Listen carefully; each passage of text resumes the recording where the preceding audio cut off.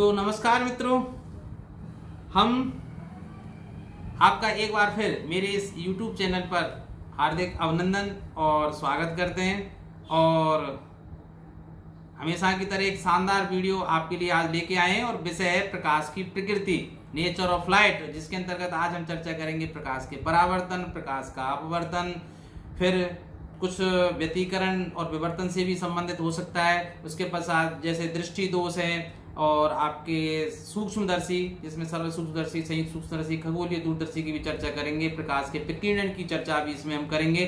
कहने का मतलब है प्रकाश से संबंधित जो आपके कोर्स में और कॉम्पिटिटिव एग्जाम्स में जो प्रश्न आते हैं, उन प्रश्नों का एक तरह से निचोड़ और जो ज्यादातर प्रतियोगी परीक्षाओं में आते हैं, उन ऑब्जेक्टिव प्रश्नों को हम लेकर आए, उनको समझाएंगे, विस्तार से समझाएंगे। और अगर आप चाहते हैं कि भाई कोई ट्रिक्स के माध्यम से, तो भाई मैं एक बात कहना चाहूंगा, 4-5 सेकंड की जो बातें लोग करते हैं वो सब गलत करते हैं। गणित और विज्ञान में 4-5 सेकंड की कोई ट्रिक्स नहीं होती। वो हाँ, कभी जब किसी सूत्र के लिए या किसी सिद्धांत के लिए लागू हो जाए वो बात अलग है।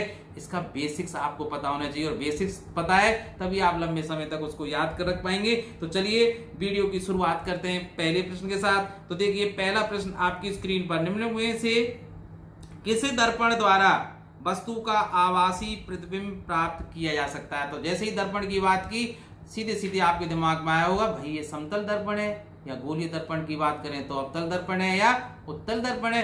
तो इस प्रश्न का उत्तर मैं आपको बताऊं उससे पहले मैं तुरंत आपको बता ही देता हूं कि समतल दर्पण, अवतल दर्पण और उत्तल दर्पण से प्रतिबिंब कैसे बनते हैं, क्या इन तीनों से आभासी प्रतिबिंब बन सकते हैं? तो चलिए मैं इसको आपको बता देता हूं। तो देखिए, आपकी स्क्रीन पर अब कुछ चित्र दिखाई दे रहे हैं। तो पहली चित्र पर, जैसे ये पहला चित्र है, ये देखिए समतल दर्पण है, जिसमें मैंने समतल दर्पण को M1 और M2 से व्यक्त किया है।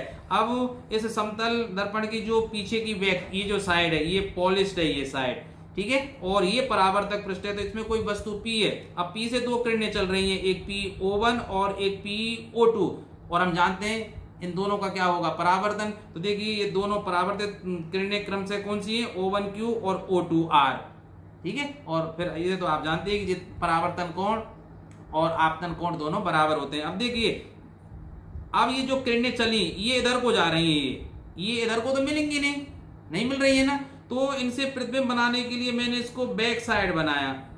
तो ये कहां मिलती हुई प्रतीत हो रही है, दोनों किरणें P' पर। तो ये P' क्या है, आभासी प्रतिबिंब है। आभासी प्रतिबिंब क्यों? क्योंकि ये वास्तव में नहीं मिल रही है, ठीक है। तो समतल दर्पण से प्रतिबिंब कैसा बना भाई, आभासी। और एक बात और ध्यान रखना, समतल दर्पण के सामने जितनी दूरी पर वस्तु होती है उतनी दूरी पर प्रतिबिंब बनता है। जैसे देखिए, कितनी दूरी पर वस्तु P थी, M1P। तो M1P बराबर कितने है भैया, M1P बराबर है M1P', अर्थात वस्तु की दूरी और प्रतिबिंब की दूरी समतल दर्पण में बराबर होती है। तो समतल दर्पण से तो आभासी प्रतिबिंब बन गया, तो समतल दर्पण तो पास हो गया भाई, ये समतल था।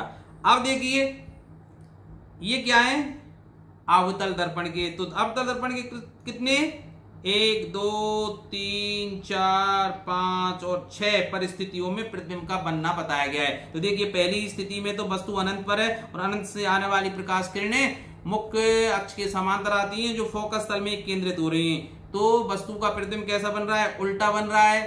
वास्तविक है क्योंकि किरणें वास्तव में मिल रही हैं, वास्तविक उल्टा और वस्तु से छोटा बन रहा है। तो ये तो पास नहीं हुआ भाई। दूसरी कंडीशन में देखिए कि जो वस्तु AB है वो कहाँ है, वो वस्तु है वक्रता केंद्र से परे, अर्थात वक्रता केंद्र क्या होता है, 2F होता है, फोकस दूरी का दोगुना, ठीक है। तो 2F और अनंत के बीच है। तो देखिए, प्रतिबिंब कहां बन रहा है, F और C के बीच, मतलब F और 2F के बीच बन रहा है, जो वस्तु से छोटा है, AB है, और प्रतिबिंब A', B' है, उल्टा है, ठीक है, और वास्तविक है। तो ये भी वास्तविक और ये भी वास्तविक, तो नहीं आभासी है। इसमें तीसरे कंडीशन में जब वस्तु कहां है, C पर, तो प्रतिबिंब भी C पर बन रहा है, अर्थात 2F पर वस्तु है तो प्रतिबिंब भी 2F पर, तो वस्तु के बराबर है, वास्तविक है और उल्टा है। इस कंडीशन में देखें, जब F और 2F के मध्य वस्तु AB, तो इसका प्रतिबिंब बन रहा है C, अर्थात 2F और अनंत के बीच, जो वस्तु से बड़ा है, ये भी वास्तविक है और उल्टा है। जब वस्तु F पर होती है, वस्तु के मुख्य लेंस जो दर्पण के मुख्य फोकस पर होती है, तो प्रतिबिंब कहाँ बनेगा, देखिए ये मिल नहीं रही, अनंत पर जाके बनेगा, जो वस्तु से बहुत बड़ा बनेगा, लेकिन ये भी वास्तविक बनेगा। ठीक है, तो हमें तो आभासी ढूंढना है। लेकिन छठी कंडीशन में देखना, जब वस्तु ए बी का है, दर्पण के ध्रुव पी और मुख्य फोकस एफ के बीच है, तो देखिए एक प्रकाश किरण मुख्य अक्ष के समांतर गई। हम जानते हैं मुख्य अक्ष के समांतर आपतित प्रकाश किरण दर्पण से परावर्तन के पश्चात मुख्य फोकस एफ से निकलती हुई इस तरह से आ गई है, आ गई है ना। अब एक प्रकाश किरण देखिए ए सिरे से कहा आई है, वक्रता केंद्र पर आई है, इस तरह से आई है, वक्रता केंद्र पर आई है, और वक्रता केंद्र पर आने वाली प्रकाश किरण हम जानते हैं उसी मार्ग से वापस लौट जाती है, तो ये लौट जाती है इस तरह से भाई। तो अब इधर को तो ये किरणें मिलती हुई प्रतीत नहीं हो रही हैं। अब इनको अगर ध्यान से देखें तो इनको बैक साइड में बढ़ाने पर ये ए डैश पर मिलती हुई प्रतीत हो रही हैं। तो ये जो प्रतिबिंब बना वो क्या बना, ए डैश बी डैश। तो छठी कंडीशन में प्रतिबिंब कैसा बना भाई, कैसा है ये, आभासी, और कैसा है, सीधा। ठीक है, और वस्तु से बड़ा, ध्यान रखना भाई, अवतल दर्पण से एक कंडीशन में प्रतिबिंब आभासी, सीधा और वस्तु से बड़ा बन सकता है। कब, जब वस्तु का हो दर्पण के ध्रुव और मुख्य फोकस के बीच में हो। तो इसका मतलब समतल दर्पण से भी आभासी प्रतिबिंब बन सकता है, अवतल दर्पण से भी बन सकता है। अब तीसरा ये कौन सा है भाई, उत्तल दर्पण है, ये उत्तल दर्पण है। तो देखिए उत्तल दर्पण पर एक वस्तु ए बी है भाई, इससे एक प्रकाश किरण कहाँ गई है, मुख्य अक्ष के समांतर, जो इस तरह से परावर्तित हुई, और ये कहां से आती हुई प्रतीत हो रही है, मुख्य फोकस से। ठीक है, और एक जो प्रकाश किरण कहां गई है भाई, इधर को जा रही, कहां जा रही है, वक्रता केंद्र पर जा रही है, तो वो रिफ्लेक्ट हो जाएगी, पर आती हुई कहां से प्रतीत हो रही है, वक्रता केंद्र। तो जब ये दोनों किरणें ये मिली, तो इस बिंदु पर मिली, तो प्रतिबिंब कैसा बना, ए डैश बी डैश, जो कैसा है, आभासी। तो भाई ये इससे भी आभासी बन गया, आभासी है, सीधा है, लेकिन वस्तु से छोटा है। तो इसी प्रश्न में आप एक बात ध्यान रखना भाई, कि समतल दर्पण से प्रतिबिंब आभासी बन सकता है, और अवतल दर्पण से भी प्रतिबिंब आभासी बन सकता है, लेकिन वस्तु से बड़ा बनता है। लेकिन उत्तल दर्पण से बना प्रतिबिंब आभासी और सीधा होता है, लेकिन वस्तु से हमेशा छोटा होता है। ध्यान रखेंगे ना। तो हम चलते हैं फिर बैक, जिसका मतलब अब प्रश्न पर देखिए, तो आभासी प्रतिबिंब तीनों ही दर्पणों से प्राप्त किया जा सकता है। तो ऑप्शन डी आपका सही होगा, बिल्कुल सही है ना बात। तो चलते हैं अगले प्रश्न पर। तो वस्तु से बड़ा आभासी प्रतिबिंब बनता है, अभी आपने देखा था, वस्तु से बड़ा आभासी प्रतिबिंब कब बनता है, किस दर्पण से बनता है, अवतल दर्पण से। और अवतल दर्पण से कब, जब वस्तु एफ और पी अर्थात ध्रुव और मुख्य फोकस के बीच हो। तो अवतल दर्पण कहां है भाई, ऑप्शन बी। अब देखिए, बिंदुवत स्रोत से चलने वाली प्रकाश की किरणें परावर्तन के बाद परस्पर समांतर हो सकती हैं। तो एक बात ध्यान रखना भाई, कि यदि कोई वस्तु, जैसे कोई बल्ब है, प्रकाशित वस्तु अवतल दर्पण के मुख्य फोकस के पास हो, तो उससे आपतित प्रकाश किरणें जैसे ही आएंगी, वो मुख्य अक्ष के समांतर परावर्तित होकर निकलेंगी। तो वो प्रकाश किरणें बहुत दूरी तय करेंगी, और इसी सिद्धांत का उपयोग हम वाहन की जो सर्च लाइट या हेड लाइट्स होती है ना, जैसे रेल हो, कार हो, बस हो, ट्रक हो, जीप हो, इन सब की जो हेड लाइट्स होती हैं, उनमें कौन से दर्पण का प्रयोग किया जाता है, किसका किया जाता है, अवतल दर्पण का। और वो बल्ब कहां रखा जाता है, उस गोलीय, देखिए ध्यान रखना, गोलीय दर्पण भी कैसा है, वो गोलीय दर्पण की या परवैलिक दर्पण के मुख्य फोकस के समीप रखा जाता है। तो बंधु इसमें प्रश्न उत्तर, सॉरी ये गलत, ये मैंने गलत लगा दिया, इसमें होगा आ, ठीक है, तो ये गलत हो गया। हाँ, एक पिन छिद्र कैमरा, पिन होल कैमरा किस सिद्धांत पर कार्य करता है। तो इसमें तो भाई ये दा हो जाएगा, प्रकाश के रेखीय प्रसारण पर। ये किस सिद्धांत पर कार्य करता है, कि जो प्रकाश है वो एक सरल रेखा में गमन करता है, एक माध्यम से दूसरे माध्यम पर जाने पर प्रकाश की किरण मुड़ जाती है। किरण के मुड़ने को क्या कहा जाता है, प्रकाश का अपवर्तन कहा जाता है। तो प्रकाश के अपवर्तन की परिभाषा तो आप जानते हैं ना, प्रकाश किरण जब एक माध्यम से दूसरे माध्यम में प्रवेश करती है, तो दोनों माध्यमों को पृथक करने वाली सतह पर अपने मार्ग से विचलित हो जाती है। प्रकाश की यह घटना प्रकाश का अपवर्तन कहलाती है। ठीक है, अब देखिए अगला प्रश्न पढ़िए, एक वर्णीय प्रकाश निर्वात से किसी पदार्थिक माध्यम में जाता है तो प्रकाश पुंज का कौन सा अवलाक्षणिक गुण नहीं बदलता? क्या नहीं बदलता? जब प्रकाश एक माध्यम से दूसरे माध्यम में जाता है तो उसकी आवृत्ति नहीं बदलती, वेग और तरंग दैर्ध्य बदलता है। ध्यान रखना, क्या बदलता है? वेग और तरंग दैर्ध्य बदलता है। देखिए हम जानते भी हैं कि तरंग वेग समीकरण क्या है, v बराबर एन लेमडा। तो एन नहीं बदलता, एन आवृत्ति है, वेग v है और लेमडा क्या है? तरंग दैर्ध्य है। तो एन कांस्टेंट रहता है, ध्यान रखना भाई। तो कौन कौन से बदलेंगे?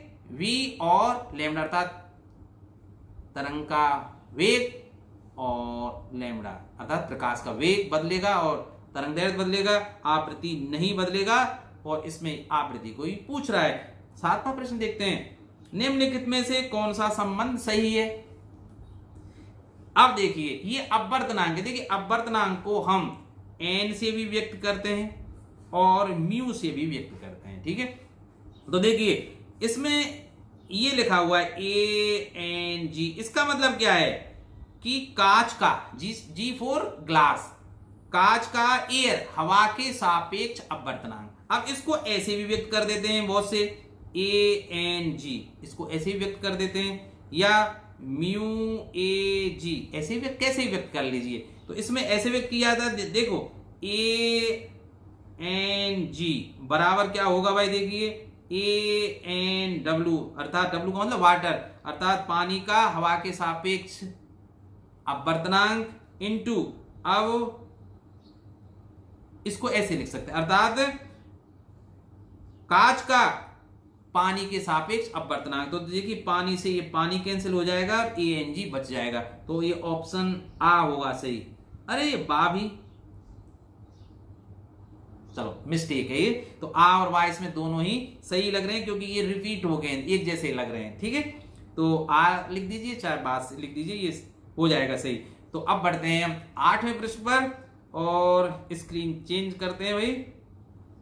तो देखिए अगला प्रश्न देखिए, जल और कांच के अपवर्तनांक क्रमशः 4/3 और 3/2 हैं। तो जल का कांच के सापेक्ष अपवर्तनांक होगा, ये पूछ रहा है। तो देखिए केवल अपवर्तनांक शब्द के, इसका मतलब वो वायु के सापेक्ष अपवर्तनांक है। तो क्या दिया गया है? जल का अपवर्तनांक, अर्थात ये दिया गया है ANW, ये कितना दिया गया है? 4/3। इसी तरह कांच का अपवर्तनांक अर्थात ANG, वो कितना दिया गया है? 3/2। पूछ क्या रहा है? जल का कांच के सापेक्ष, जल का कांच के सापेक्ष अपवर्तनांक को देखिए, जल का पूछ रहा है। तो देखिए NW और कांच के सापेक्ष, जिसके सापेक्ष पूछे, सापेक्ष वो ऊपर आएगा और जिसका है वो कहां आएगा? नीचे आएगा। तो देखिए ये पूछ रहा है ना, जल का कांच के सापेक्ष, तो कांच ऊपर आएगा, जल नीचे आएगा। ये कैसे निकालें भाई? इसका मतलब G अब हमें ऊपर लेना पड़ेगा। तो कैसे लेंगे भाई? तो इसको ऐसे लिख देंगे भाई, G, ये GNA इंटू ANW। बात आई समझे? अब A से A कट जाएगा। अब आप कहेंगे सर GNA तो है नहीं, ANG है। तो अब आप जानते हैं कि ANG बराबर 1/GNA, अर्थात कांच का हवा के सापेक्ष जो अपवर्तनांक है वो किसके व्युत्क्रमानुपाती होगा भाई? हवा का कांच के सापेक्ष अपवर्तनांक, ठीक है। अगर ये G और A की स्थिति बदलेगी तो ये व्युत्क्रम में आ जाएंगे। तो अब देखिए, तो देखिए ANG बराबर 3/2 है, तो GNA बराबर क्या हो जाएगा? 2/3। तो अब देखिए इसमें मैं लिख देता हूं, इसलिए GNW बराबर GNA, और GNA की जगह क्या लिखूंगा मैं? 2/3 इंटू ANW, और ANW कितना है? 4/3। तो ये कितना हो गया? 8/9। तो ये क्या है भाई? पानी का कांच के सापेक्ष अपवर्तनांक जो 8/9 है। तो ऑप्शन डी या दा, कुछ भी बोल दीजिए, एक ही बात है भाई। अब 9वां, तालाब की तली कुछ ऊपर उठी हुई प्रतीत होती है। देखिए ये प्रश्न कैसे भी आ सकता है कि नदी का तला, तालाब का तला या समुद्र का तला या कुछ भी कह सकते हैं, है ना, या पानी किसी पात्र में भरा हुआ है, उसका पेंदा ऊपर उठा हुआ दिखाई देता है, उसको बोलते हैं आवासीय गहराई। और इसका प्रमुख कारण क्या होता है? प्रकाश का अपवर्तन। ये सब किसके कारण होते हैं? प्रकाश के अपवर्तन के कारण होते हैं। तो इसमें C option will be correct. अब देखिए किस कारण वायु का जो बुलबुला है पानी के अंदर चमकता दिखाई देता है? किस कारण से? प्रकाश के पूर्ण आंतरिक परावर्तन के कारण, जिसकी चर्चा डिटेल में हम बस करने वाले हैं। आगे प्रश्न आएगा, उसमें आप करेंगे, चिंता मत करें आप। तो फिलहाल इसमें मैं सी पे करेक्ट आंसर लगा देता हूं।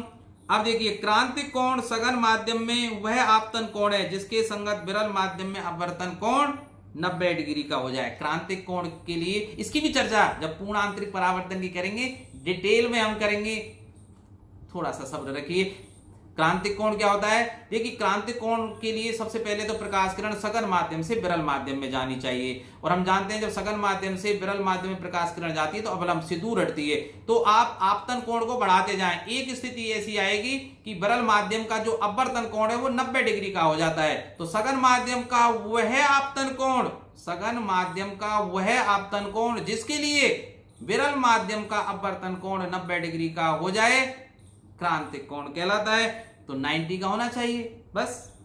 अब देखिए 12वां प्रश्न देखिए, यदि वायु कांच का क्रांतिक कोण थीटा हो, वायु कांच का क्रांतिक कोण क्या हो? थीटा हो, तो वायु के सापेक्ष कांच का अपवर्तनांक क्या होगा? चलिए तो अब मैं इसको समझाता हूं। देखिए, समझने के लिए आप ऐसे समझिए। देखिए, ये कोई लेयर है जो दो माध्यमों को पृथक कर रही है। ऊपर विरल माध्यम है और नीचे क्या है? सघन माध्यम है। ठीक है भाई, इस तरह से है भाई। और कोई प्रकाश किरण इस तरह से जा रही है और ये अवलंब डाल दिया। अगर ये देखिए इस तरह से चली जाए, ये प्रकाश किरण जो गई है सघन माध्यम से और इस तरह चली जाए, तो इस कोण को क्या कहेंगे? हम क्या कहेंगे? क्रांतिक कोण। अर्थात इसको इस स्थिति में कहेंगे आईसी, क्रिटिकल एंगल। और अगर इस आपतन कोण को थोड़ा और बढ़ाया जाए, इसको चित्र को मैं ऐसे और बना रहा हूं भाई, देखिए, चलिए इसको और बढ़ा देता हूं मैं इस तरह से। इसका मतलब यहां मैं अवलंब डालूं तो जो ये आपतन कोण है वो आई, वो ग्रेटर देन है आई सी से। ठीक है, तो प्रकाश किरण क्या होगी? पुनः सघन माध्यम में परावर्तित हो जाएगी। तो ये घटना क्या कहलाती है? पूर्ण आंतरिक परावर्तन कहलाती है। ठीक है भाई, तो ये विरल माध्यम था और नीचे सघन माध्यम है। अब इसके लिए देखिए स्नेल का नियम लगा देते हैं। स्नेल का नियम क्या है भाई? स्नेल का नियम क्या है कि n1 sin I बराबर n2 sin R। यही है ना भाई, यही है ना। तो देखिए n1 अर्थात जहां से प्रकाश किरण जा रही है, कहां से जा रही है? सघन माध्यम से। ठीक है, तो कहां से? अब देखिए कांच और वायु है, तो ये कांच, इसको मैं कांच मान लेता हूं, ये कांच है और ये क्या है? वायु। तो देखिए n1 तो कांच हो गया और n2 क्या हो गया? वायु हो गया। तो देखिए n1 इसका मतलब Ng sin I बराबर n2, और n2 का है Na क्योंकि वायु है भाई, और sin R। ठीक है, अब देखिए sin R क्रांतिक कोण कितना है? थीटा है भाई। चलिए मैं लिख दूंगा अभी। तो अब क्रांतिक कोण के लिए R कितना हो जाता है? 90। अभी बता रहा था ना, क्रांतिक कोण के लिए R, ये जो R है वो कितने का हो जाता है? 90 का हो जाता है। तो अब देखिए Ng sin, अब क्रांतिक कोण क्या है? I की बजाय क्या लिखूं मैं? थीटा। भाई इसमें IC लिखा हुआ है, IC के स्थान पर क्या लिख दूं मैं? थीटा बराबर Na इंटू 1। तो देखिए पूछ क्या रहा है? वायु के सापेक्ष कांच का अपवर्तनांक, वायु के सापेक्ष कांच का अपवर्तनांक, अर्थात ये क्या पूछ रहा है? Ng अपॉन Na बराबर 1 अपॉन साइन थीटा। देखिए ध्यान रखना NG/Na, ठीक है। कांच का अपवर्तनांक वायु के सापेक्ष, ध्यान रखना इस बात को, वायु के सापेक्ष कांच का अपवर्तनांक, ध्यान रहेगा ना।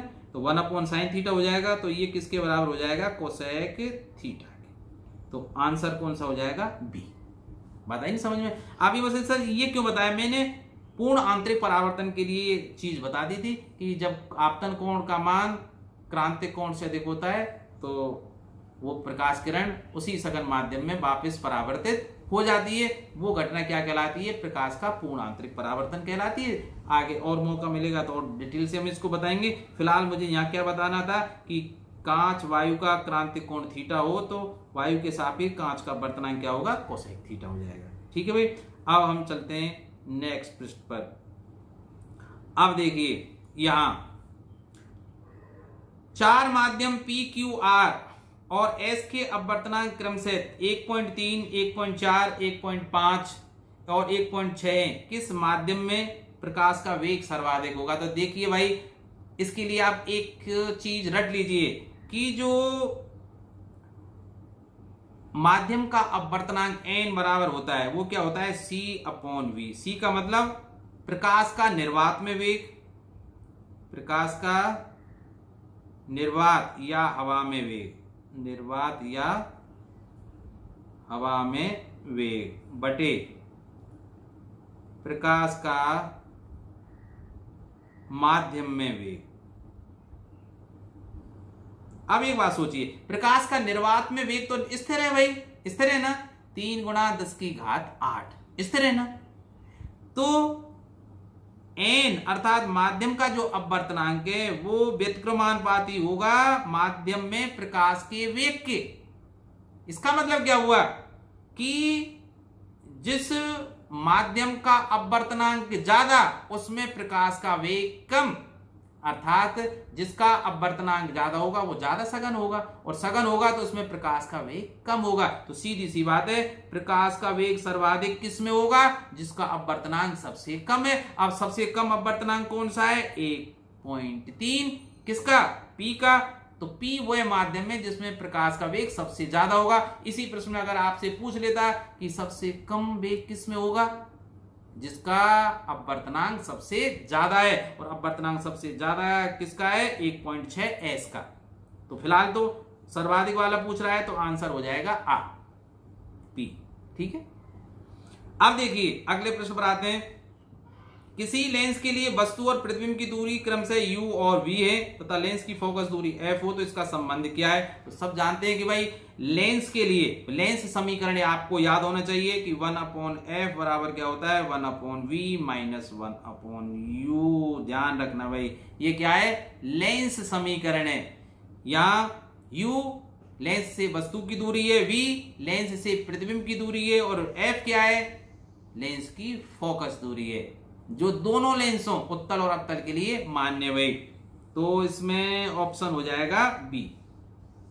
तो देखिए आप प्रश्न संख्या 15, घड़ीसाज घड़ी के छोटे पुर्जों को देखने के लिए उपयोग करता है, उत्तल लेंस का प्रयोग करता है। किसका, उत्तल लेंस का प्रयोग करता है भाई। अब आप कहेंगे सर उत्तल लेंस का प्रयोग कैसे जाना, कि उत्तल लेंस से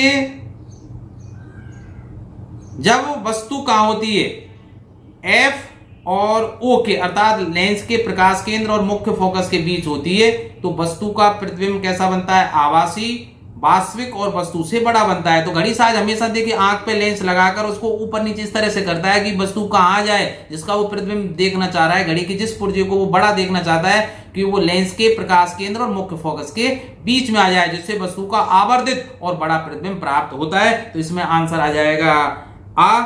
माध्यम का अपवर्तनांक निर्भर करता है माध्यम की प्रकृति पर करता है भाई, प्रकाश के रंग पर करता है, माध्यम के घनत्व पर करता है, तो सब पर करता है। तो इसमें ऑप्शन डी हो जाएगा इन सभी पर।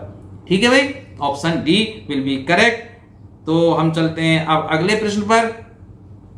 तो देखिए अब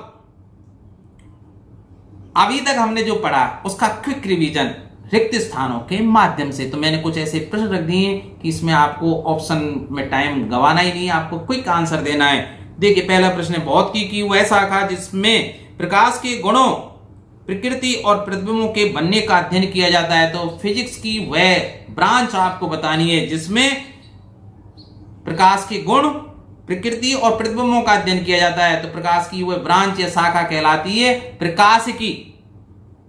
भौतिकी की वह शाखा क्या कहलाती है? प्रकाशिकी। ठीक है, और इसको अंग्रेजी में बोलते हैं ऑप्टिक्स। क्या कहते हैं? ऑप्टिक्स। निर्वात में प्रकाश की चाल कितनी होती है भाई? 3 × 10⁸ मीटर पर सेकंड। ठीक है, और किलोमीटर की बात करें तो 3 × 10⁵ किलोमीटर पर सेकंड। ठीक है, और सेंटीमीटर की बात करें तो 3 × 10⁻10 मीटर पर सेकंड। तो आपको ये याद रखनी है। अब चलिए, गोलीय दर्पण की फोकस दूरी उसकी वक्रता त्रिज्या की आधी होती है यार। ये तो बहुत सरल सा प्रश्न है। वक्रता त्रिज्या याद रखना भाई। वक्रता त्रिज्या क्या होती है? क्या होती है? दर्पण के प्रकाश केंद्र, दर्पण के प्रकाश केंद्र और वक्रता केंद्र को मिलाने वाली रेखा या दूरी वक्रता त्रिज्या कहलाती है, जिसको कैपिटल आर से व्यक्त करते हैं। तो जो फोकस दूरी होती है वो हमेशा r/2 अर्थात किसी भी लेंस या दर्पण की जो फोकस दूरी होती है उसकी वक्रता त्रिज्या की आधी होती है। r वक्रता त्रिज्या, रेडियस ऑफ कर्वेचर है। ठीक है भाई। तो देखिए, केवल दर्पण में ही वस्तु से बड़ा आभासी, अभी बताया था। कौन सा दर्पण है जिसमें आभासी प्रतिबिंब बनता है लेकिन वस्तु से बड़ा बनता है? कंडीशन नंबर 6, अवतल दर्पण। तो आंसर क्या आएगा इसमें? अवतल दर्पण। स्कूटर, मोटरसाइकिल आदि में पीछे का दृश्य देखने के लिए दर्पण का प्रयोग करते हैं। किस दर्पण का प्रयोग करते हैं? अब देखिए, यहां मामला गड़बड़ हो जाता है कि दर्पणों के उपयोग में हम बहुत ढेर सारी गलती करते हैं और दर्पणों का उपयोग यदा कदा कॉम्पिटिटिव जो एग्जाम है उनमें आता रहता है और हम वहां गड़बड़ कर जाते हैं कि कहां भाई समतल दर्पण का प्रयोग करेंगे, कहां गोलीय दर्पणों में उत्तल दर्पण का और कहां अवतल दर्पण का प्रयोग करेंगे। तो चलिए, इस बात को मैं आपको डिटेल में बता ही देता हूं, इस पर हम बाद में आएंगे। ढंग से पढ़ लो भाई इसको। तो मैंने ये लिख कर रखे थे भाई आपके लिए।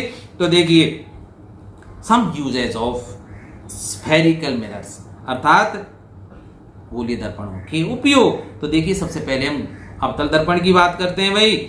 देखिए, अवतल दर्पण की विशेषता पढ़ लीजिए पहले। ये दूरस्थ वस्तु से आने वाली प्रकाश किरणों को फोकस तल पर कर लेता है। अवतल दर्पण की विशेषता ये है कि ये दूर से आने वाली प्रकाश किरणों को फोकस तल में या फोकस पर केंद्रित करता है, अपसारित करता है, कन्वर्ज करता है। और यही गुण किस में पाया जाता है? उत्तल लेंस में भी पाया जाता है। तो उत्तल लेंस और अवतल दर्पण दोनों ही कन्वर्ज करते हैं, अपसारित करते हैं। इसलिए इसका उपयोग किन किन चीजों में काम कर सकते हैं? एक तो खगोलीय दूरदर्शी में अवदृश्य की भांति प्रयोग कर सकते हैं। दूसरा, प्रयोगशाला में सूक्ष्मदर्शी से स्लाइड देखते समय सूर्य के प्रकाश को अवतल दर्पण की सहायता से स्लाइड पर केंद्रित किया जाता है, जिससे स्लाइड अधिक प्रकाशित हो जाती है। ध्यान रखना भाई। और यही एक बिंदु या फोकस पर स्थित प्रकाश स्रोत से उत्सर्जित प्रकाश को एक समांतर किरण पुंज के रूप में परावर्तित करता है। इस गुण के आधार पर 2 महत्वपूर्ण उपयोग है। नंबर 1, नाक कान गले का जो डॉक्टर है वो अवतल दर्पण को अपने माथे पर बांध लेता है और एक छोटे से बल्ब से आने वाले प्रकाश को इस दर्पण से परावर्तित करके रोगी के नाक कान गले में केंद्रित करता है।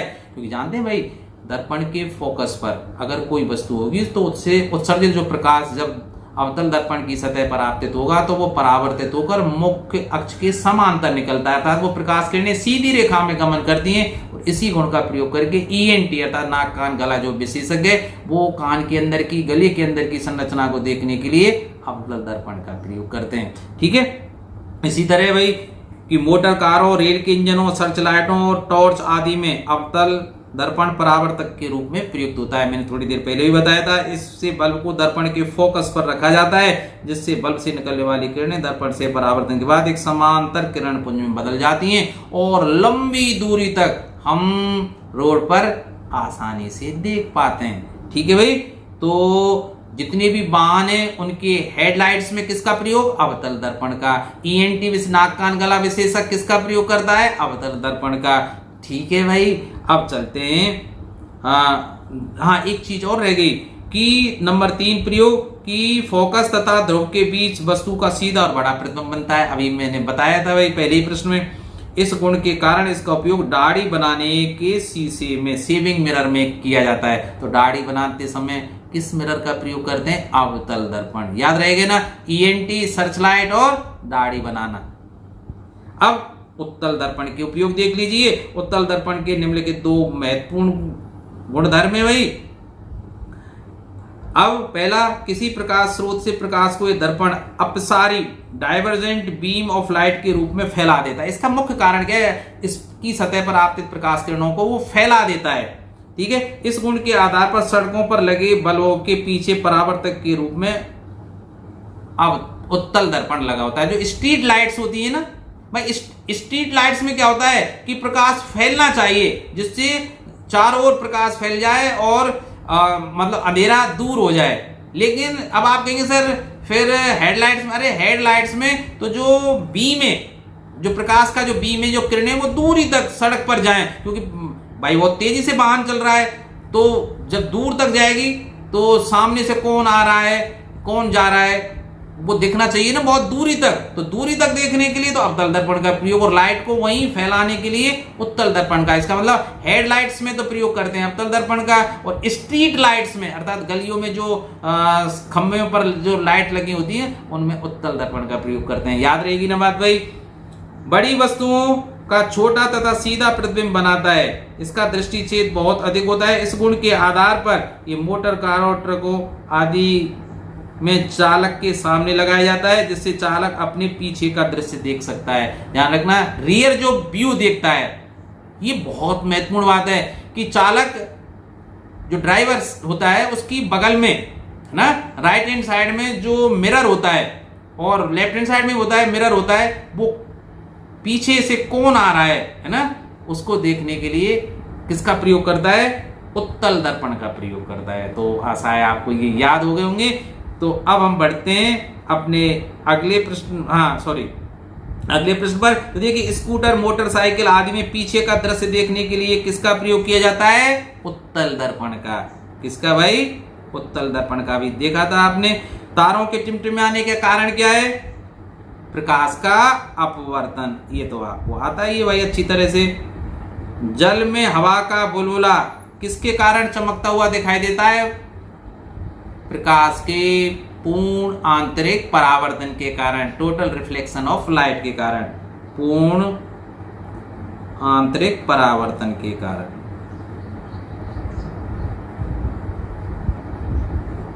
ठीक है भाई। अब हम बढ़ते हैं नेक्स्ट प्रश्न। तो देखिए 8वां प्रश्न क्या है? प्रकाश की एक किरण 2 समांतर दर्पणों से जो परस्पर समकोण पर स्थित हैं, दो समान क्या है वो? समतल दर्पण है, समकोण पर स्थित हैं भाई, इस तरह से। अब इनसे कोई किरणें जो बारी बारी से परावर्तित होती है, तो आपतित और परावर्तित किरणों के बीच का कोण बारी बारी से परावर्तित होगी तो कितने का कोण बनेगा? 180 का। कितने का बनेगा भाई? 180 डिग्री का बनेगा भाई। पानी में तैरती हुई मछलियां अपनी वास्तविक स्थिति से ऊपर उठी हुई दिखाई देती हैं अपवर्तन के कारण। पता है ना, नदियों का तला, तालाब का तला या किसी भी पात्र में जिसमें पानी भरा हुआ है, वो अपनी वास्तविक स्थिति से कुछ ऊपर उठा हुआ दिखाई देता है। सब किसका परिणाम है भाई? रिफ्रैक्शन ऑफ लाइट, प्रकाश के अपवर्तन के कारण भाई। तो ऊपर उठा हुआ दिखाई देता है, ऊपर दिखाई देती हैं। पूर्ण आंतरिक परावर्तन के लिए प्रकाश की किरण को कहां से जाना चाहिए? सघन माध्यम से विरल माध्यम में। सघन माध्यम से विरल माध्यम में। तो सघन माध्यम से विरल माध्यम में जाना चाहिए। आपतन कोण का वह मान जिसके संगत अपवर्तन कोण, विरल माध्यम का अपवर्तन कोण 90 डिग्री का, वो क्या कहलाता है? क्रांतिक कोण कहलाता है। याद हो गए भाई आप, मान गए। जल वायु की अपेक्षा कांच वायु के लिए क्रांतिक कोण का मान। अब जल वायु की अपेक्षा कांच वायु के लिए क्रांतिक कोण का मान कम होता है, क्योंकि जल, अगर प्रकाश किरण जल से वायु में जाए तो जो क्रांतिक कोण है वो लगभग होता है 48.75 डिग्री के। अर्थात अगर 48.75 डिग्री का कोण बनाते हुए कोई प्रकाश किरण जल से वायु में प्रवेश करेगी तो अपवर्तन कोण का मान 90 डिग्री का हो जाएगा, क्रांतिक कोण कहलाएगा। ठीक है। और अगर कांच से वायु में जाएगी तब होता है 41.14 डिग्री। तो कौन सा कम हुआ भाई? कांच वाला। ठीक है, तो ये कम लिख दिया मैंने। कांच वायु के लिए क्रांतिक कोण का मान नीले प्रकाश की अपेक्षा लाल प्रकाश के लिए अधिक होता है भाई, ये अधिक होता है। प्रकाशिक तंतु किस फाइबर केबल, प्रकाशिक तंतु क्या है? फाइबर केबल किस पर आधारित है भाई? टोटल रिफ्लेक्शन ऑफ लाइट, प्रकाश के पूर्ण आंतरिक परावर्तन पर। कौन कौन सी चीजें? एक तो माइरेज, मृग मरीच का, अर्थात गर्मियों में जो दूर सड़कों पर या रेगिस्तान में दूर हमें पानी का आभास होता है वो क्या कहलाती है? मृग मरीच का, माइरेज जिसको बोलते हैं। एक फाइबर केबल, ऑप्टिकल फाइबर जो केबल है वो इसी पर आधारित हैं। ये पूर्ण परावर्तक प्रिज्म, ये भी टोटल इंटरनल रिफ्लेक्शन पर आधारित है भाई। तो ये भी क्या है? प्रकाश का पूर्ण आंतरिक परावर्तन, प्रकाश का पूर्ण आंतरिक परावर्तन। पूर्ण आंतरिक परावर्तन के लिए आपतन कोण का मान किस? आपतन कोण का मान क्रांतिक कोण से अधिक होना चाहिए। भाई पूर्ण आंतरिक परावर्तन की घटना घटेगी कब? जब उसकी 3 शर्तें पूरी हो। प्रकाश किरण एक तो सघन माध्यम से विरल माध्यम में आनी चाहिए, दूसरा जो आपतन कोण का मान है अर्थात प्रकाश किरण जिस कोण से आपतित हो रही है उसका मान क्रांतिक कोण से अधिक होना चाहिए। तो अब फिर अगले प्रश्न पर, तो 33वां प्रश्न देखिए भाई, समतल दर्पण की वक्रता त्रिज्या होती है, अनंत होती है। अब आप कहेंगे सर अनंत कैसे हो गई? वही वक्रता देखिए, अब आप सोचिए गोलीय दर्पण होते हैं, किसी ना किसी गोलीय पृष्ठ के भाग होते हैं। अब गोला है तो देखिए ये गोला बन रहा है इस तरह से, जैसे मैं बना देता हूं, चलिए इस तरह से कोई गोलाई का भाग होता है यूं, और ये हिस्सा हम काट लेते तो इसका ये केंद्र हुआ भाई। ठीक है, तो ये इसकी क्या कहलाती? वक्रता त्रिज्या आर। लेकिन समतल दर्पण तो देखिए सीधा है, सीधा है तो वो कितने बड़े गोले का भाग होगा आप सोचिए, जिसकी वक्रता त्रिज्या क्या होगी? अनंत। ठीक है, अब अंतरिक्ष यात्रियों को पृथ्वी के वायुमंडल के बाहर पहुंचने पर आकाश कैसा दिखाई देता है? काला दिखाई देता है भाई। प्रकाश का जो रंग नीला है वो किसके कारण है? कि जो प्रकाश की प्रकाश ही इस, अब देखिए अब वायुमंडल से जैसे ही मतलब क्षोभमंडल से जैसे ही ऊपर जाएंगे तो अंतरिक्ष यात्रियों को ये काला दिखाई देता है। कारण क्या है? कि जो लाइट्स है वायुमंडल में उपस्थित जलवाष्प के कण, धूल के कण, इनसे स्कैटर होती है, प्रकीर्णित होती है। और नीला या बैंगनी रंग कहें वो सबसे ज्यादा प्रकीर्णित होता है, लेकिन हमारी आंखें सुग्राही आसमानी रंग के लिए, इस कारण वो आसमानी या नीला दिखाई देता है हमें। ठीक है, तो प्राय मोटर ड्राइवर की सीट की लगा दर्पण होता है, अभी बताया था ना। ड्राइवर सीट किस, ड्राइवर के बगल में जो वो जो दर्पण लगा होता है वो कौन सा होता है? उत्तल दर्पण होता है। प्राय मोटर गाड़ियों के अग्रदीपों में अवतल दर्पण, अभी बताया था ना क्या है? अवतल दर्पण का प्रयोग करते हैं जो परवलयिक आकार के होने चाहिए। तो इसमें भाई दोनों सही हैं, परवलयिक होने चाहिए और अवतलीय आकृति के होने चाहिए। ये इस तरह से याद कीजिए कि परवलयिक और अवतल ये दोनों ही होना चाहिए। तो ठीक है, ये वैसे एक ही ऑप्शन दे के पूछेगा इसमें। अवतल लेंस के सामने रखी वस्तु का प्रतिबिंब कैसा होता है? अवतल लेंस के सामने, जैसे ये अवतल लेंस हम कहें भाई, ये अवतल लेंस हुआ भाई। अब इसका ये मुख्य अक्ष हुआ, इसके सामने कोई वस्तु है ए बी, तो आप जानते हैं ये प्रकाश किरण इससे जाएगी तो ये इस तरह से बिखरेगी, ये मुख्य अक्ष के समांतर गई, और जो प्रकाश किरण इसके प्रकाश केंद्र से होकर जाएगी वो सीधी निकलेगी। तो भाई इधर को तो ये मिल नहीं रहे, तो अगर इनको आगे हम बढ़ाएं इस तरह से तो यहाँ एक छोटा सा प्रतिबिंब बनेगा, तो आवासी बनेगा और छोटा, आवासी सीधा, आवासी एवं सीधा और छोटा बनता है। डायोप्टर किसका मात्रक है? लेंस की शक्ति का। भाई देखिए लेंस की शक्ति P बराबर होती है 1/f, P बराबर 1/f। और यदि f मीटर में हो तो जो P है अर्थात शक्ति का जो मात्रक है, P मतलब शक्ति का जो मात्रक है वो डायप्टर होता है, जिसको कैपिटल D से व्यक्त करते हैं। ठीक है, तो डायप्टर किसका मात्रक है? लेंस की शक्ति का। उत्तल लेंस की शक्ति होती है, उत्तल लेंस की, अब देखो शक्ति वो किस पे निर्भर करेगी? फोकस दूरी पर। अब उत्तल लेंस की फोकस दूरी कैसी होती है? धनात्मक होती है। भाई देखिए ये उत्तल लेंस है, ये उत्तल लेंस बना दिया मैंने। अब कोई प्रकाश किरण इस तरह से जा रही है, वस्तु ये मान लेता हूं, चलो ये वस्तु ए भी है, और मुख्य अक्ष के समांतर जाने वाली प्रकाश किरण कहां से जाएगी? एफ से होकर गुजरेगी भाई।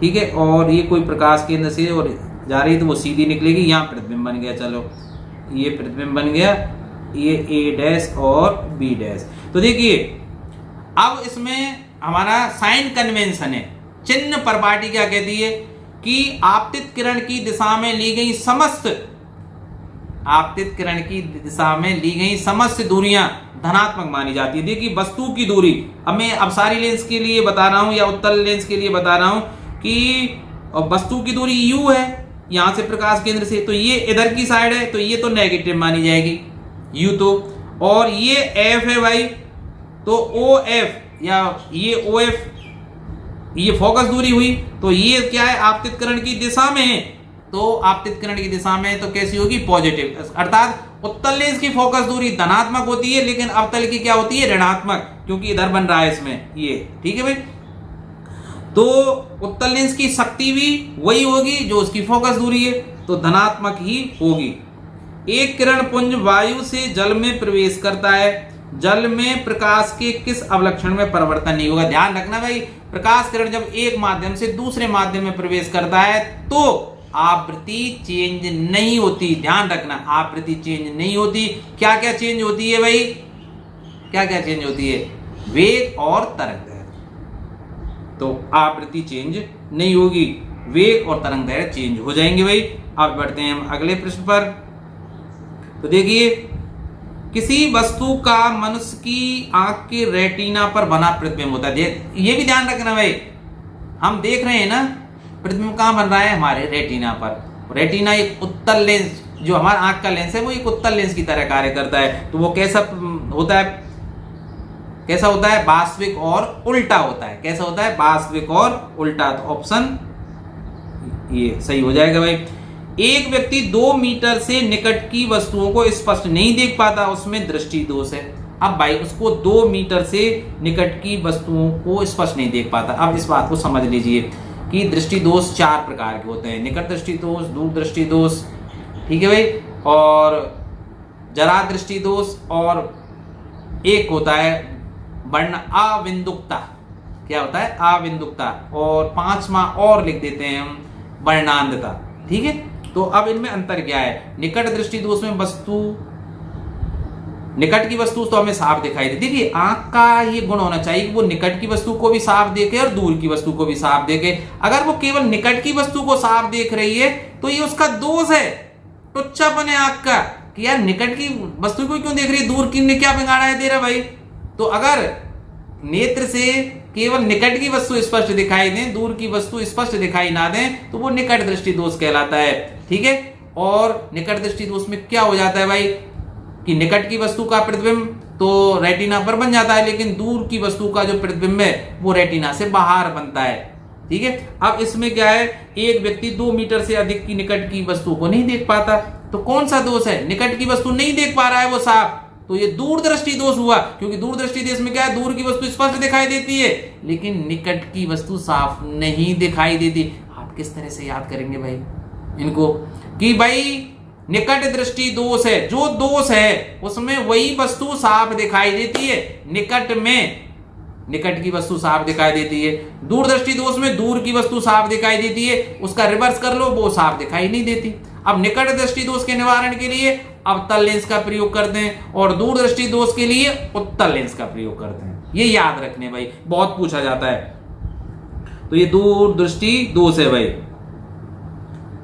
विभिन्न दिशाओं में कॉर्निया की वक्रता में असमानता के कारण उत्पन्न दोष को क्या बोलते हैं? अविंदुकता होती है।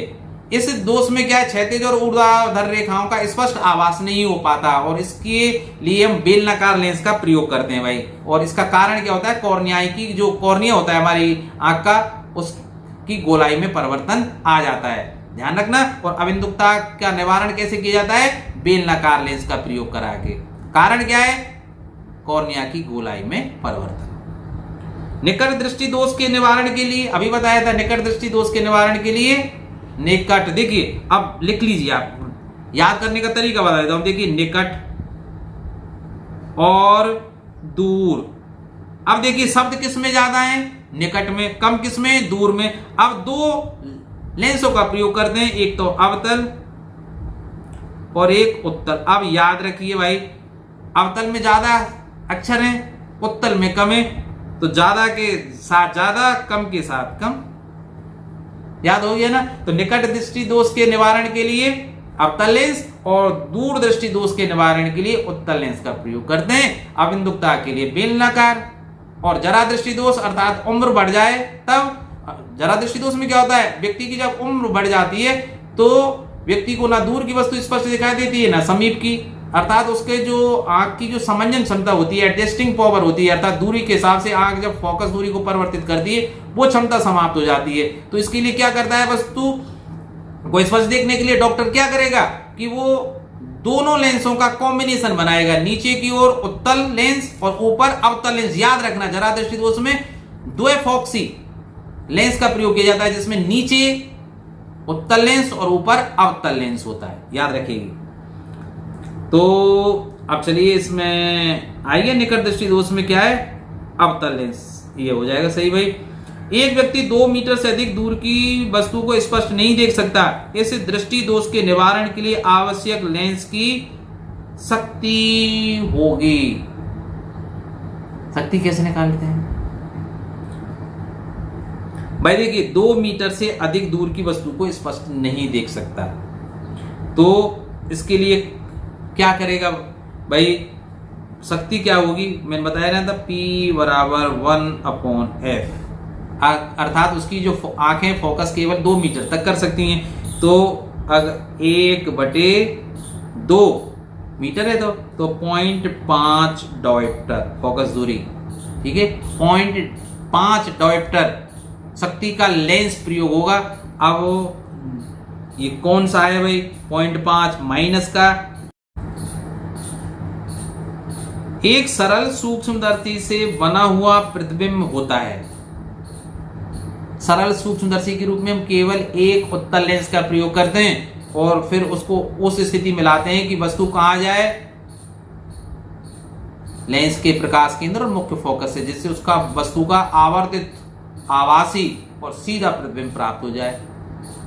तो सरल सूक्ष्मदर्शी से प्रतिबिंब कैसा बनेगा, आभासी, सीधा और आवर्धित। तो कहां है, देखिए आभासी का मतलब काल्पनिक, काल्पनिक और सीधा। आई सही हो गया भाई, ठीक है। सामान्य संयोजन के लिए संयुक्त सूक्ष्मदर्शी की आवर्धन क्षमता, देखिए संयुक्त सूक्ष्मदर्शी की आवर्धन क्षमता आपको याद रखनी पड़ेगी भाई, ये है -V0/U0। V0 क्या है, अवदृश्यक लेंस से प्रतिबिंब की दूरी, और जो U0 है ये क्या है, अवदृश्यक लेंस से वस्तु की दूरी। D स्पष्ट दृष्टि की न्यूनतम दूरी जो 25 सेंटीमीटर होती है, और Fe क्या है, अवनेत्र लेंस की फोकस दूरी, ठीक है भाई। सॉरी, जब सूक्ष्मदर्शी की नली की लंबाई बढ़ाई जाती है तो उसकी आवर्धन क्षमता, नली की लंबाई बढ़ाने पर उसकी आवर्धन क्षमता बढ़ती है। संयुक्त सूक्ष्मदर्शी में अवदृश्यक की फोकस दूरी, देखिए संयुक्त सूक्ष्मदर्शी में अवदृश्यक लेंस की फोकस दूरी अवनेत्र की तुलना में कम होती है, ध्यान रखना भाई। आप इस चित्र को अगर ध्यान से देखेंगे तो जो अवदृश्यक लेंस है वो उसका द्वारक और फोकस दूरी कम ली जाती है, और अवनेत्र लेंस की द्वारक और फोकस दूरी को अधिक लिया जाता है। क्यों, क्योंकि अवदृश्यक लेंस से जो बना जो प्रतिबिंब है वो वस्तु के लिए कार्य करेगा, वस्तु का कार्य करेगा किसके लिए, अवनेत्र लेंस के लिए। इसके बारे में डिटेल अगर आपको जाननी है, सरल सूक्ष्मदर्शी, संयुक्त सूक्ष्मदर्शी और खगोलीय दूरदर्शी, तो आप मेरे इसी चैनल पर जाइए और प्लेलिस्ट विज्ञान की निकाली कक्षा 10 के लिए, जो विज्ञान है उसमें मैंने पूरा अपवर्तन, परावर्तन, मतलब अवतल लेंस से और उत्तल लेंस से प्रतिबिंबों का बनना, निर्माण करना, इसी तरह दर्पण हो, अवतल दर्पण हो चाहे उत्तल दर्पण हो, इससे विभिन्न परिस्थितियों में प्रतिबिंबों का निर्माण करना, फिर ये संयुक्त सूक्ष्मदर्शी, सरल सूक्ष्मदर्शी और खगोलीय दूरदर्शी, इनको बहुत विस्तार से और ढंग से समझाया है, आप वहां जाके देख लीजिए। ठीक है, तो नेत्रका की फोकस दूरी से कम होती है भाई, नेत्रका का मतलब अवनेत्र लेंस। ठीक है, खगोलीय दूरदर्शी में अंतिम प्रतिबिंब तो भाई हमेशा आभासी बनता है। ठीक है, और कैसा बनता है, आभासी कहाँ है, देखिए आभासी और सीधा।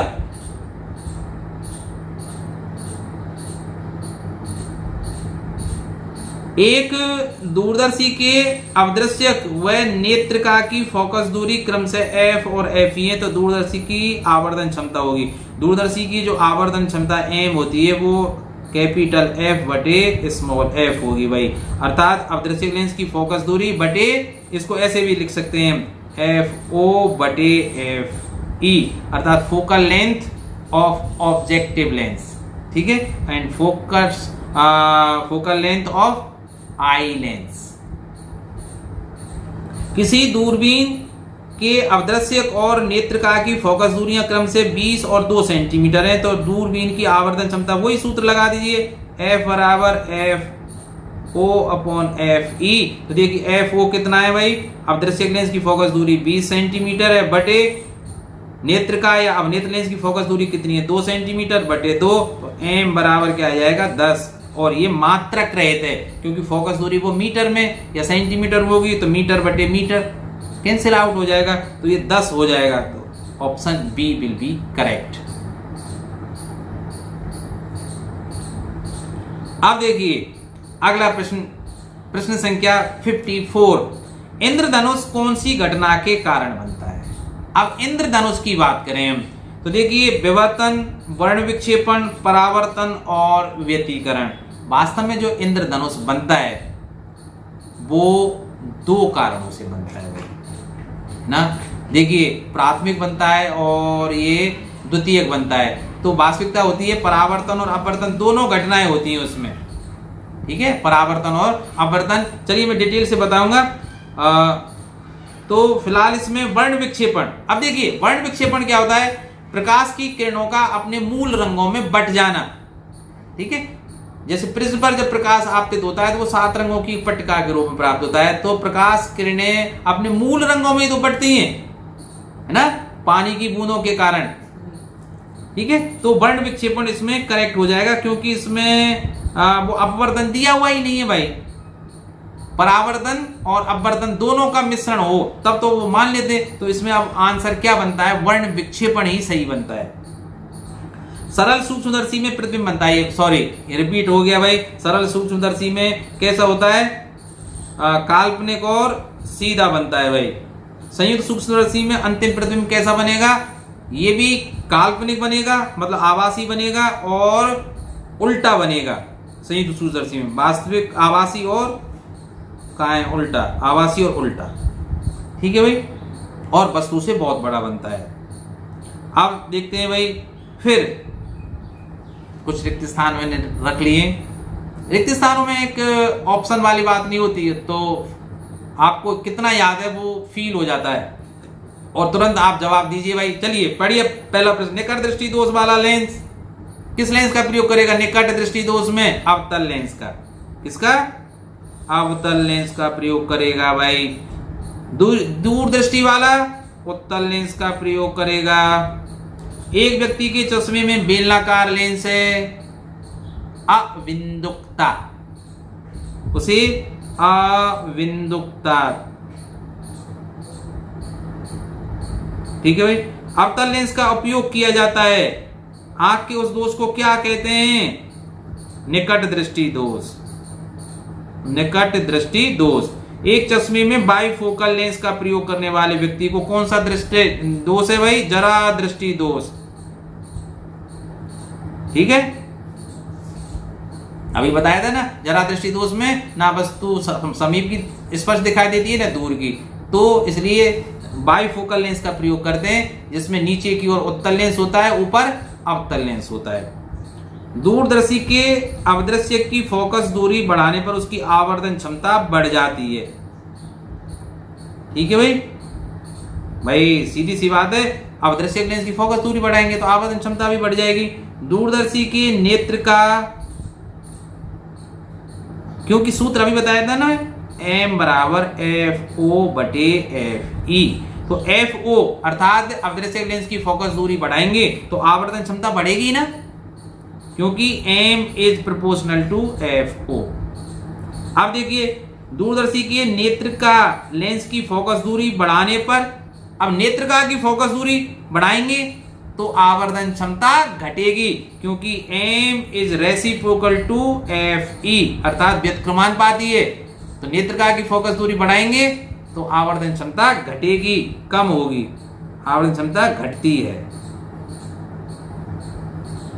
एक व्यक्ति के चश्मे का नंबर -2.5 डायप्टर है, तो बिना चश्मे के वो अधिकतम कितनी दूरी तक देख सकता है, अर्थात उसकी फोकस दूरी आप निकाल लीजिए, क्योंकि P बराबर 1/F होता है, तो F बराबर क्या होगा 1/P, तो इसका मतलब 1/2.5।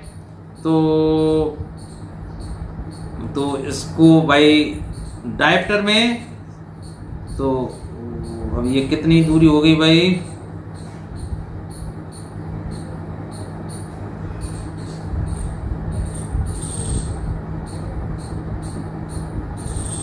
तो इसको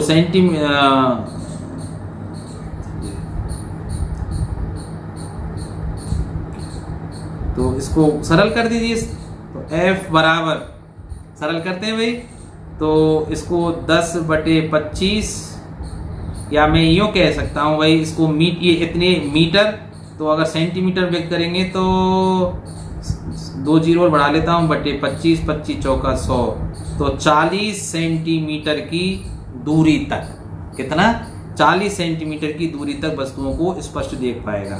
40 सेंटीमीटर लिख दीजिए, ठीक है भाई।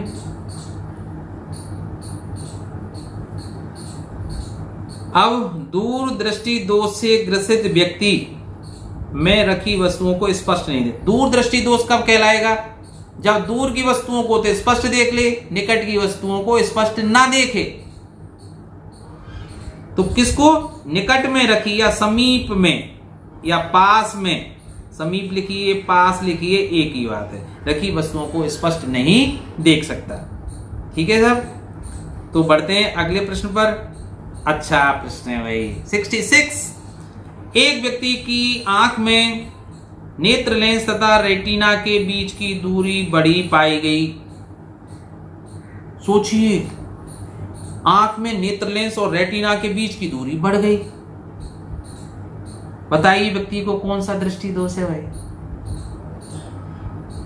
तो इससे क्या होगा भाई, जो दूर की वस्तु है, अब सोचना भाई, दूरी बढ़ गई तो समीप की वस्तु का प्रतिबिंब तो रेटिना पर बन जाएगा, लेकिन दूर की वस्तुओं से जो आने वाली प्रकाश किरणें हैं वो रेटिना से पहले ही फोकसित हो जाएंगी। भाई दूरी बढ़ गई, अब नेचुरल दूरी की बजाय वो रेटिना और नेत्र लेंस के बीच की दूरी बढ़ गई, तो अब रेटिना पर किरणें नहीं मिलेंगी, पहले ही मिल जाएंगी। इस तरह से आप सोचिए, देखो मैं चित्र बना देता हूं।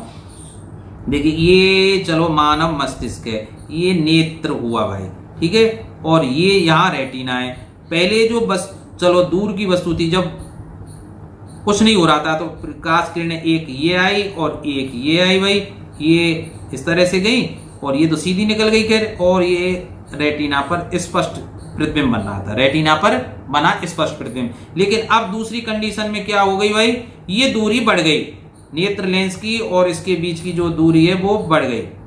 अब क्या होगा कि जो दूर की वस्तु है जो यहाँ है, इससे प्रकाश किरणें इस तरह से चली, वो रेटिना तक पहुंची नहीं और यहीं फोकसित हो गई, तो रेटिना से पहले ही प्रतिबिंब बन गया भाई इस तरह से। तो वस्तु स्पष्ट नहीं दिखाई देगी, वो कैसी होगी, धुंधली।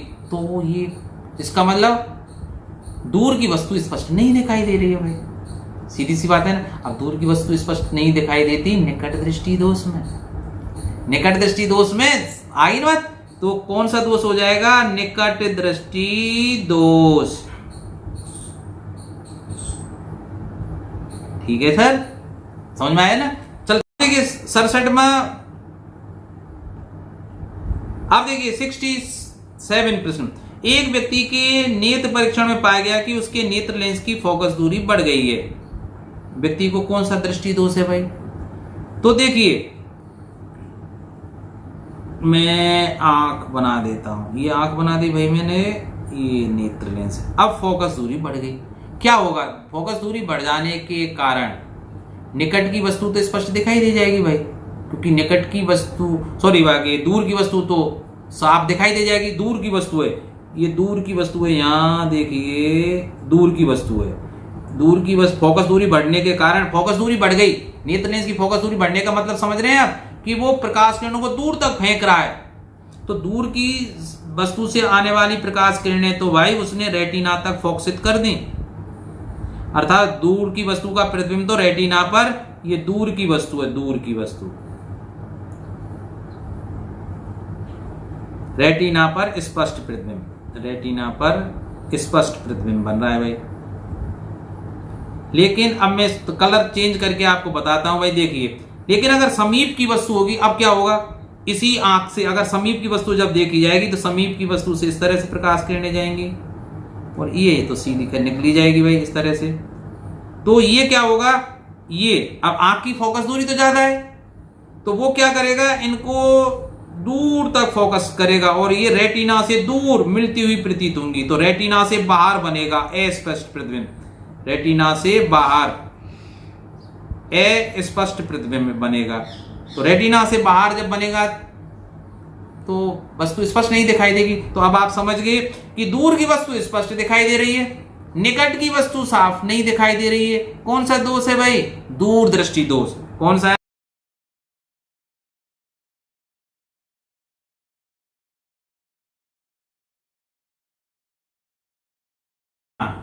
इसको इस तरह से समझ लीजिए आप कि दूरदृष्टि दोष में आंख दूर की वस्तु को स्पष्ट देखती है, टुच्चापन आंख का, निकट की वस्तु को साफ नहीं देखती। आंख का काम है दूर की वस्तु को भी स्पष्ट देख और निकट की वस्तु को भी स्पष्ट देख। ठीक है, अब तो बात समझ में आ गई ना आपके। अब चलते हैं अगले पृष्ठ पर। एक व्यक्ति आड़े खड़े तारों की जाली को देखते हुए उसके आड़े आरों की तुलना में खड़े तारों को अधिक स्पष्ट देख पाता है। ऐसा किस दृष्टि दोष के कारण होता है? ठीक है, तो ऐसा किसके कारण होता है? अबिंदुकता के कारण। किसके कारण? अबिंदुकता के कारण। और इस दोष के निवारण के लिए बेलनाकार लेंस का प्रयोग किया जाता है। मैं इसकी चर्चा पहले कर चुका हूं। तो बेलनाकार लेंस, सिलेंडरिकल लेंस का प्रयोग करेंगे। बेलनाकार लेंस का प्रयोग करके हम आंख में मोटे चश्मे बेलनाकार लेंस का प्रयोग करते हैं भाई। तो देखिए, इसी के साथ हम इस वीडियो को यहीं समाप्त करते हैं। आशा है आपको ये मेरा ये प्रयास, क्या कहूं, आप ही कह दीजिए, पसंद आया होगा। और अगर पसंद आया है तो प्लीज, अब आगे क्या कहूं, आपकी मर्जी है। Share this video with your friends and subscribe to my YouTube channel. और इसी तरह जब भी आपको नोटिफिकेशन मिले आप वीडियो देखते रहें, अपने खास मित्रों को भी बता दे रहे हैं। ये तो मैं आपको पहले ही बता चुका हूं कि मेरा कोई भाई इतना तो है नहीं कि मेरा कोई प्रोफेशनल वो हो कि मैं व्यावसायिक दृष्टि से वीडियो बनाता हूं, केवल शौक की दृष्टि से बनाता हूं। क्योंकि व्यावसायिक दृष्टि से आपको ऐसा नहीं लगना चाहिए कि YouTube से पैसा मिलता हो। मैंने आज तक एक पैसा नहीं लिया है, ठीक है। मोनेटाइज तो मेरा चैनल हो चुका है मैंने, पर आज तक मेरी बैंक डिटेल ही नहीं मानी, क्योंकि मिलता ही कितना पैसा है। मेरे वीडियो कोई मिलियंस में तो कोई देखता नहीं है। कोई म्यूजिक चैनल होता है या टेक्निकल वाले होते हैं उनको तो देख लेते हैं। अब साइंस के स्टूडेंट कितने मिलते हैं, तो वो थोड़े बहुत होते हैं। तो आप थोड़ा सा देख के और लाइक का बटन दबा दें तो मुझे मोटिवेशन मिलता है यार। मुझे भी ऐसा लगता है कि मेरा जो मेहनत है वो सार्थक रही, लोगों को पसंद आ रही है। तो छोटी सी बात है, ध्यान रख लेना। नमस्कार, मिलते हैं एक नए वीडियो के साथ, तब तक